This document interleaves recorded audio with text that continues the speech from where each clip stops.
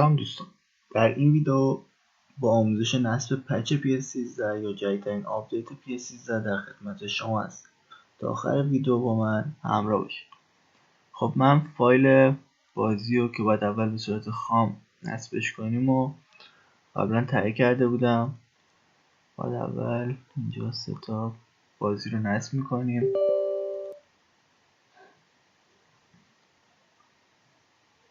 به همون صورت خیلی نرمالش.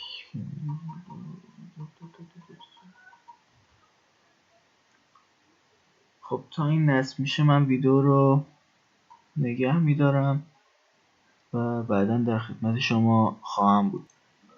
خب دیگه آخرای نصبشه، چیزی نمونده، 2%. اونم دیگه الان تموم میشه و میتونیم ادامه کار رو با هم دیگه داشته باشیم.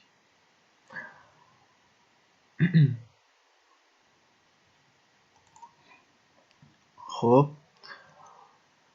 حالا PS که نصب شد مستقیم توش نمیریم،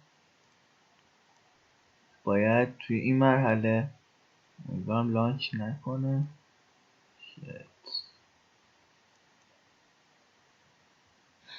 خب حالا فایل کرکشو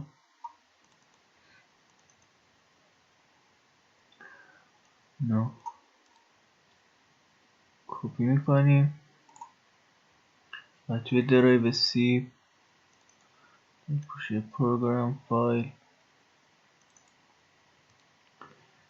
اینجا پیسش میکنیم. ریپلیس.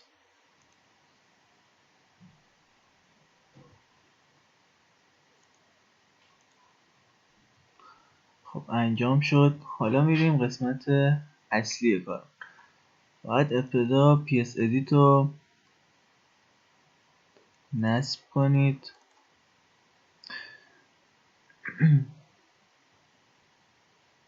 البته بگم برای طریه PS ادیت و پچ سایت مختلفی هستن که من برای اینکه تبلیغشون نشه نمیذارم، این نمیتونم برم داخلشون، ولی شما میتونید توی مرورگر گوگل سرچ کنید دانلود پچ PS13 به همراه PS ادیت. PS ادیت در واقع پیش نیازشه و نقش کلیدی داره.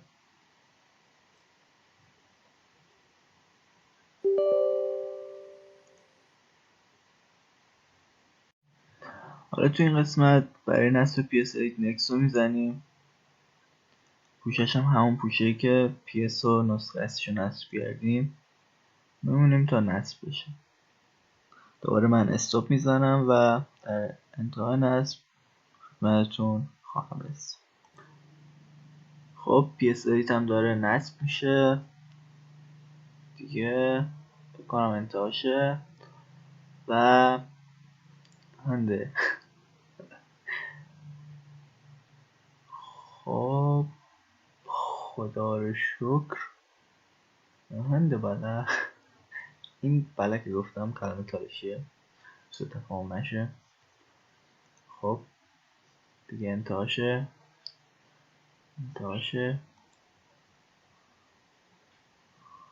خب با این کاری نداریم. خب PS ادیت نصب شد. خب آورد بالا برامون. یه چیزی هم بگم که اینترنتتون موقع نصب خاموش باشه حتما، فعلا با این کاری نداریم میبندیمش. شما الان نسخه PS رو نصب کردیم، PS ادیت هم نصب کردیم. خب حالا میریم سراغ قسمت اصلی برنامه‌مون که نصب پچ بازی بود. میریم توی درایو سی پوشه پروگرام فایل و جایی که PS مون نصب شد. خب اینجا پوشه کیت سرور رو کپی میکنیم، امیدوارم تلفظش رو درست گفته باشم، و پیست میکنیم. به این صورت یه پیغام میده که شما کانتینیو رو بزنید، اصلا نگران نباشید، همیشه تحت کنترله. این یه مقدار طول میکشه، این بازی استاپ میزنم. خب انتقال فایلمون هم دیگه انجام شد. حالا میریم قسمت دوم انتقال فایل که باید این پوشه آپشن ببینید، آپشن فایل رو باز کنید و فایل ادیت رو کپی کنید و تو قسمت داکیومنت توی پوشه کنامی پیستش کنید به این صورت و ببینید اینجا نه،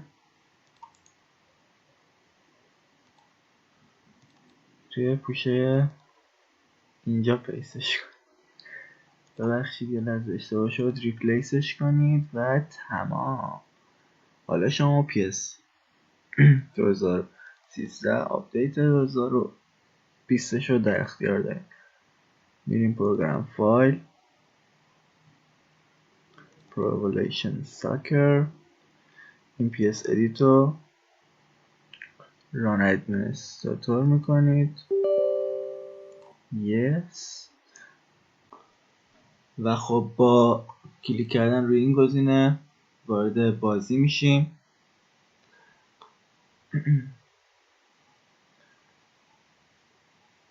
یا میمونیم تا بالا بیاد.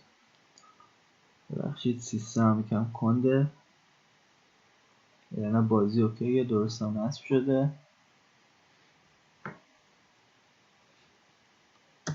از PS13 یادش بخیر.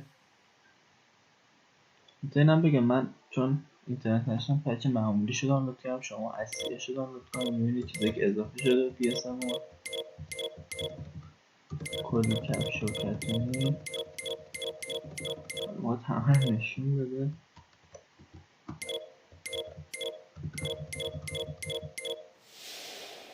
بله همین دیگه، امیدوارم که لذت برده باشین. قربان شما، خدا فیز. تمام.